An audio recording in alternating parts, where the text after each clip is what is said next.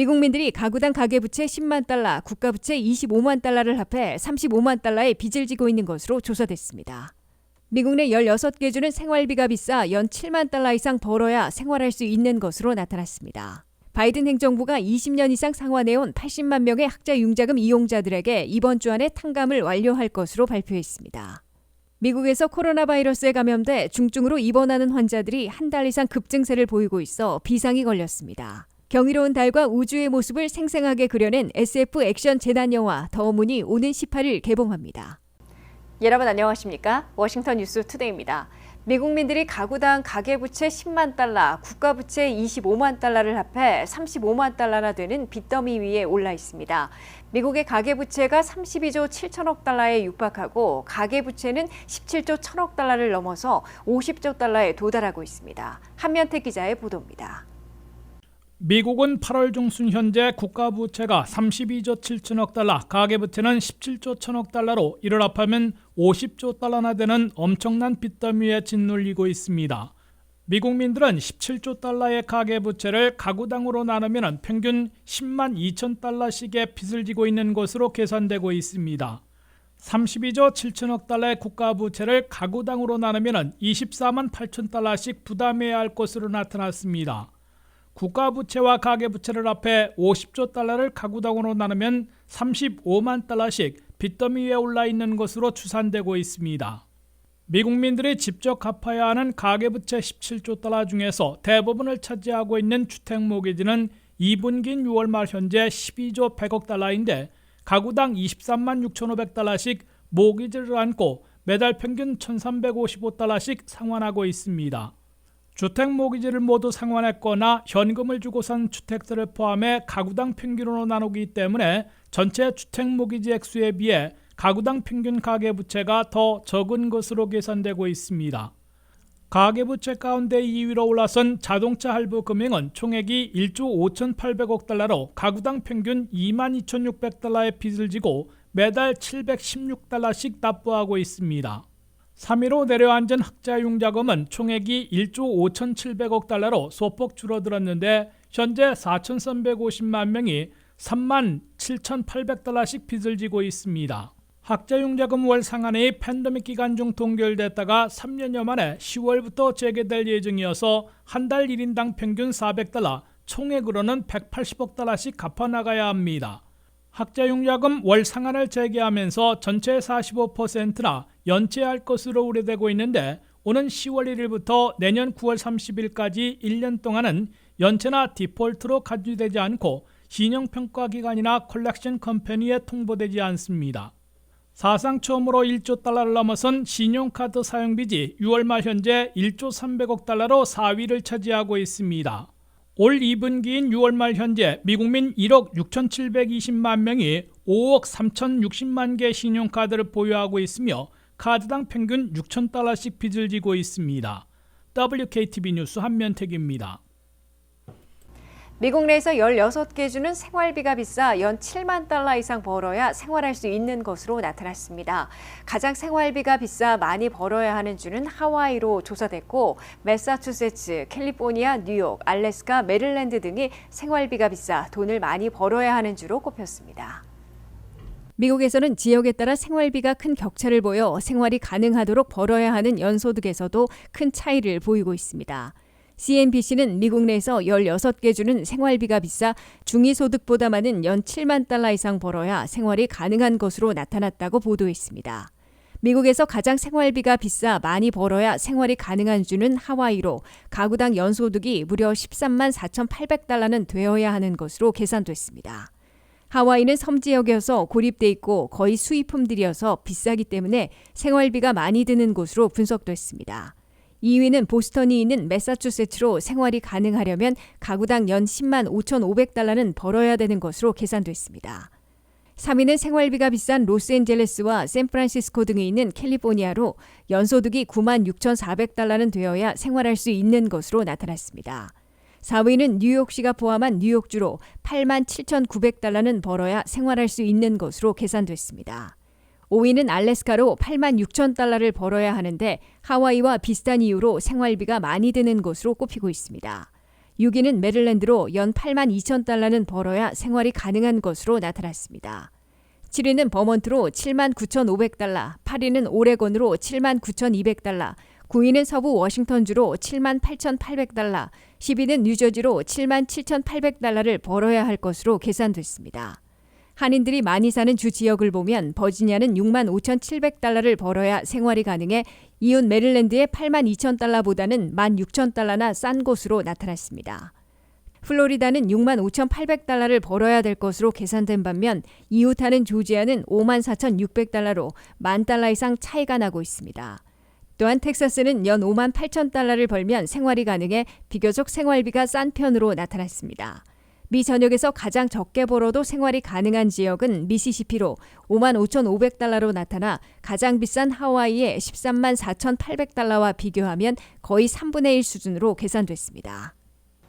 바이든 행정부가 20년 이상 상환해온 학자융자금 이용자 80만 4천 명에 대해 390억 달러를 이번 주 안에 탕감을 완료할 것으로 발표했습니다.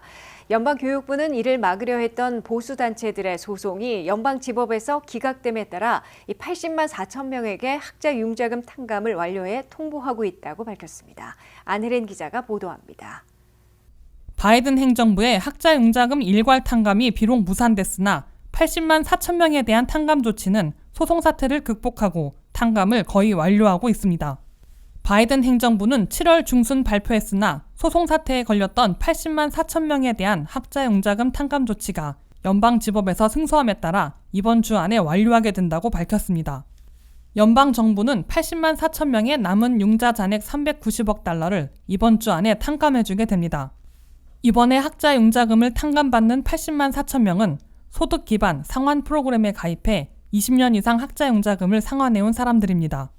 이에 앞서 14일에는 미시건 동부지역 연방지법에서 두 곳의 보수단체들이 제기한 탕감 중지 소송에 대해 탕감 조치로 피해 입고 있다는 근거가 충분치 않다고 기각하고 바이든 행정부의 손을 들어줬습니다. 이번에 탕감받는 80만 4천 명에게는 론 서비스 회사들이 이메일로 탕감 사실을 통보해주고 있습니다. 바이든 행정부는 팬데믹이나 경제 곤란으로 상환을 일시 중지했던 기간도 20년 상환 기간으로 인정해주는 방법으로 80만 4천 명에게 390억 달러를 탕감해주기로 한 겁니다. 학자융자금 상환에서 IDR이라는 소득 기반 상환 프로그램에 가입해 가처분 소득에서 일정액을 매월 상환하다가 20년 이상이 되면 남은 잔액을 탕감받을 수 있게 됩니다. 그런데 팬데믹이나 경제 곤란으로 상환을 일시 중지하거나 월 상환액이 제로가 된 월수를 240개월, 즉 20년 시한에 포함시켜주지 않아 수많은 장기 상환자들이 탕감 혜택을 받지 못해왔습니다. 바이든 행정부의 이번 80만 4천 명에 대한 390억 달러 탕감은 무산된 4천만 명의 4,300억 달러에 비하면 적은 규모이지만 새로운 세이브 플랜이 내년 여름부터 시행돼 상당한 혜택을 줄 수 있는 기본이 될 것으로 기대되고 있습니다. 현재 사전 등록을 접수받고 있고 내년 여름 시행할 것으로 예고되고 있는 세이브 프로그램은 새로운 소득 기반 상환 프로그램으로 월 상환액을 현재보다 절반으로 줄여 갚아나가다가 현재의 20년이 아닌 10년 후에는 1만 2천 달러 이하의 잔액을 전액 탕감받을 수 있게 됩니다. 바이든 행정부는 새 IDR 프로그램에 가입해 상환을 시작하면 적어도 연간 1,000달러씩 절약할 수 있고 10년이나 일찍 1만 2천 달러 이하의 잔액을 일괄 탕감받을 수 있다고 밝혔습니다. WKTV 뉴스 안혜린입니다. 미국에서 코로나 바이러스에 감염돼 중증으로 입원하는 환자들이 한 달 이상 급증세를 보이고 있어 비상이 걸렸습니다. CDC는 8월 5일에 끝난 주간에 미 전역에선 코로나 중증 발병 입원 환자들이 1,320명으로 전주보다 14.3% 증가하며 한 달 이상 연속 급증세를 보이고 있다고 경고했습니다. 미국에서도 코로나19 바이러스의 위험에 상당히 무뎌졌으나 중증 발병 입원 환자들이 한 달 이상 연속 급증세를 보여 우려를 낳고 있습니다. 연방질병통제예방센터는 8월 5일에 끝난 주간에 미 전역에서 코로나19 바이러스에 감염돼 중증으로 발병해 입원한 환자들이 1,320명으로 보고돼 전주보다 14.3%나 급증했다고 발표했습니다. 미국 내 코로나 중증 발병 입원 환자들은 주간별로 7월 8일 6,451명에서 7월 15일에는 7,169명, 7월 22일에는 8,052명, 7월 29일에는 9,026명, 8월 5일에는 1,320명으로 5주 연속 급증세를 기록하고 있습니다. 다만 지난해 여름 피크였던 2022년 8월 6일 주간의 중증 발병 입원 환자 42,813명에 비하면 4분의 1 수준에 그치고 있습니다. 미 전역 중에서 현재는 엘라베마, 플로리다, 조지아, 켄터키, 미시시피, 노스와 사우스캐롤라이나, 테네시가 속해 있는 리전 4 지역에서 입원 환자들이 가장 많은 것으로 CDC는 집계하고 있습니다. 10개 지역 가운데 리전 4에서는 8월 5일 주간에 코로나 중증 입원 환자들이 3,065명으로 다른 지역보다 최대 4배나 많은 것으로 나타났습니다. 워싱턴 DC와 메릴랜드, 버지니아가 속한 리전 3에서는 682명이 중증 입원에 아직 적은 수준입니다. 이에 비해 캘리포니아, 애리조나, 네바다 등이 속한 리전 9에서는 1,934명이 입원 치료를 받아 두 번째로 많은 지역으로 꼽히고 있습니다. 미국에서는 오미크론이 오랫동안 기승을 부리다가 하위 변이인 EG5가 전체 신규 감염에서 17.3%를 차지하며 지배종으로 떠올라 있습니다. EG5의 점유율은 이번 주말에 더 높아질 것으로 예상되고 있습니다. 연방정부와 제약사들은 EG5를 포함하는 XBB 계열의 모든 변이 코로나 바이러스에 효과를 볼 수 있는 새로운 코로나 백신을 9월 말부터 접종이 가능하도록 준비하고 있습니다. 새로운 코로나 백신은 화이자와 모더나, 노바백스 등 3개사에서 생산 공급하게 되며 성인들은 3가지 중에 하나를 선택해 접종할 수 있습니다. 특히 이번 가을 접종부터는 독감 백신과 같이 1년에 한 번만 접종하면 되는 것으로 바뀌게 됩니다. 국가보건 비상사태의 종료로 연방정부의 지원 예산도 끝났으나 올가을 새 백신은 계속해서 무료로 접종할 수 있을 것으로 예상되고 있습니다. 하이퍼 리얼리즘으로 초현실적이고 경이로운 우주의 모습을 생생하게 재현하며 휴머니즘 드라마로 관객들의 눈뿐만 아니라 마음까지 사로잡는 우주 영화 더 문이 오는 18일 개봉합니다. 나로호 발사 성공으로 우주 강국으로 발돋움하고 있는 한국에서 실제 우주 탐사선의 발사 가능성도 엿보이고 있기 때문에 더 마음에 와닿는 영화라 할 수 있는데요. 전문가들도 감탄을 자아냈다는 영화 더 문을 안혜린 기자가 소개합니다. This is Mission Control speaking. Fill us in on how the new 도경수, mission is in progress. 설경구와 김혜의 초호화 캐스팅에 국가대표, 신과 함께 등 다수의 영화를 히트시킨 김용하 감독의 첫 우주영화 더 문은 대한민국 최초의 유인 달 탐사를 소재로 달에 홀로 고립된 우주대원의 생존 드라마입니다.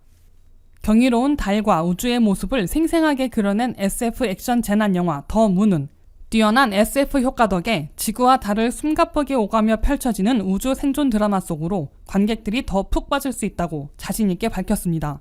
철저한 과학적 고증과 자문으로 한 번도 보지 못했던 달의 경이로운 모습과 그 위에서 펼쳐지는 다채로운 캐릭터들의 드라마틱한 여정이 음향, 세트, 미술과 촬영 조명 등 어느 세세한 요소 하나 빠지지 않고 이질감 없는 하이퍼 리얼리즘으로 마치 실제 달에서 촬영한 것 같은 생동감을 보여줍니다. 이야기는 지구 바깥 진공 상태의 광활하고 칠흑같이 어두운 우주, 가본 적 없는 달에 고립되어 미션을 완수하고 반드시 돌아가겠다는 우주대원 선우와 그를 구하기 위해 분투하는 전임 우주센터장 제국의 끈끈한 연대감으로 달과 지구 사이 38.4만 킬로를 초월한 인류애를 그리고 있습니다. 기후재난이 실제로 일어나는 요즘 생명을 향한 굳은 의지와 사명감, 간절함과 휴머니즘이 녹아있는 인간에 대한 영화가 오히려 희망과 용기를 얻게 해주며 위로를 해주는 영화가 될 수 있다고 밝혔습니다. 영화 더 문이 더 특별해지는 이유는 실제 누리호 발사에 성공한 한국의 기술력으로 현실적으로 충분히 가능한 이야기를 그렸다는 점도 꼽힙니다. 더 문은 우주 강국으로 도약하는 한국에서 현재 기술력을 근간으로 우리가 곧 맞이할 수 있는 미래인 유인 달 탐사를 전면으로 다루며 리얼리티를 높이 끌어올렸습니다. 각 캐릭터들은 한국의 나로 우주센터와 미국의 나사, 그리고 광활한 우주에 떨어져 있어 교신으로만 소통하지만 연기파 배우 도경수, 설경구, 김희애의 파워풀한 에너지와 섬세한 연기가 강력한 시너지를 일으켜 러닝타임 내내 긴장을 놓을 수 없게 만든다고 전했습니다. 영원히 우리에게 보여줄 것 같지 않던 실제와 같은 달의 뒷면과 경이롭고 아름다운 우주, 눈과 귀와 함께 마음으로 보는 영화를 보고 싶다면 더 문을 강력 추천한다고 밝혔습니다. 영화 더 문은 페어팩스 타운센터와 메릴랜드 발티모어 시네마크 이집션에서 8월 18일 개봉합니다. WKTV 뉴스 안혜린입니다. 이상으로 워싱턴 뉴스투데이를 마치겠습니다. 시청해주신 여러분 고맙습니다.